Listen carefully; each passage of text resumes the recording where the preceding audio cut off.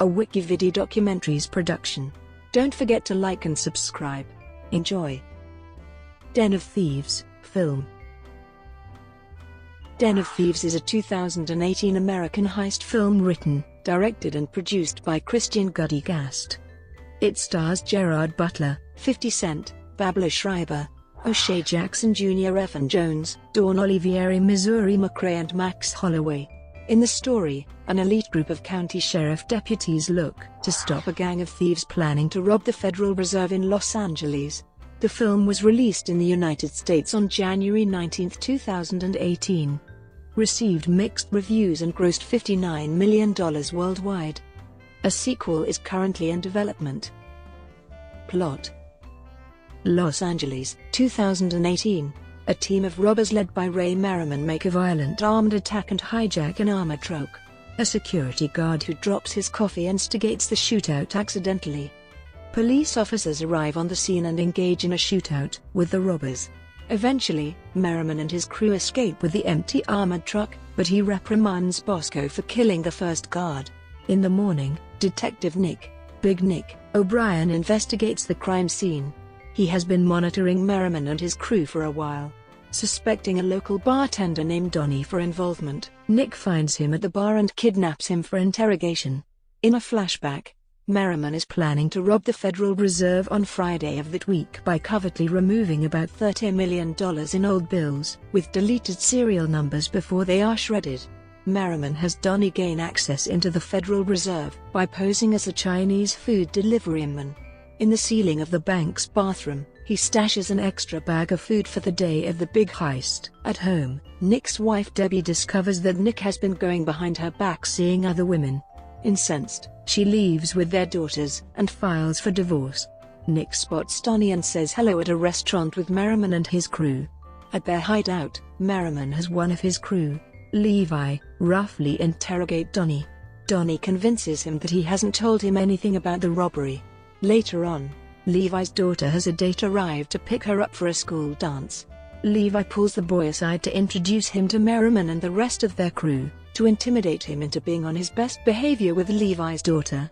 Meanwhile, Nick drunkenly crashes a small get-together at the home of Debbie's sister. He obnoxiously signs the divorce papers and gets belligerent with Debbie's new boyfriend. Before he is told to leave, Nick then goes to a strip club and goes home with a stripper, unaware the stripper was hired by Merriman to examine his phone handset. The next morning, at his daughter's school, Nick makes a desperate unscheduled effort to see his daughter. The day of the heist comes. Merriman and his crew invade a commercial bank branch and take hostages. Nick's team is outside as the chaos unfolds. The LAPD police chief calls and speaks to Joseph, the bank's branch manager, on behalf of Merriman. To discourage further time-wasting communications, Merriman has one of the crew take a hostage to a back room and shoot her. The police negotiator then agrees not to communicate again until the money and chopper are about to arrive in over an hour's time. The thieves then blow the vault open and escape through a hole in the floor before Nick's team come in. They also find that the shooting of the hostage was staged. The thieves needed commercial bank cash, so they can make a cash drop-off at the Federal Reserve, the only way to get inside the Federal Reserve building. Donnie is hidden inside a cash dolly delivered to the Federal Reserve building by Merriman, and he slips out during a falsely tripped alarm to collect the targeted old bills that have been earmarked for shredding, and he stashes them in bags in the refuse. After escaping the cash count rooms through the air ducts, Donnie retrieves the bag of food from the bathroom ceiling. Appalled by the cold, old food, the unsuspecting Federal Reserve employee who orders Chinese food daily tries to get security to stop him, but Donnie is gone. The cash is dispatched from the Federal Reserve building in a waste management truck that removes shredded bills. Nick's team catch up to Donnie and seize him, beating him until he tells them where Merriman is going. Merriman, Bosco and Levi try to make their escape with bags from the waste truck. They hit a traffic jam and are blocked. Nick's team spots them and attempts to shoot them as the robbers try to escape. After warning other drivers, the police start to shoot at Merriman and his gang. Levi and Bosco are shot dead, but Merriman gets away. Nick gives chase and shoots Merriman through a fence, wounding him. Nick hops the fence to catch him, but Merriman refuses to go out quietly. He raises an empty gun to Nick, forcing him to shoot him. As Merriman lies on the floor dying, Nick kneels by him. He reminds Nick that he kept to his word, and dies peacefully. When Nick inspects Merriman's van, he only finds bags with shredded paper. He also finds that Donnie has escaped custody. Nick later goes to Donnie's bar and sees pictures of him with some of the crew members from the heist. Through flashbacks, it is revealed Donnie masterminded the heist to get all of the cash for himself. The realization hits Nick. After the passage of some time, Donnie is seen in London working at another bar. His crew is nearby having drinks and enjoying the spoils of their victory. A man from a shop across the street comes in. Donnie serves him and asks if he works at the Diamond Exchange next door. The man says yes, and Donnie gives the man a beer on the house. Production. The film was in development for roughly 14 years, where director Christian Gudegast and a writing partner had a blind deal with New Line Cinema in 2003. The project was also later supposed to be distributed by the now-defunct Relativity Media at one point as well. Jay Dobbins, who played the character of Wolfgang, was a former special agent and undercover operative with the Bat and served as a consultant for this film. Filming locations. Production began in January of 2017.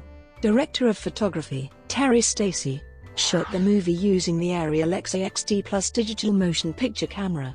Although set in Los Angeles, California, Den of Thieves was primarily filmed in and around Atlanta, Georgia.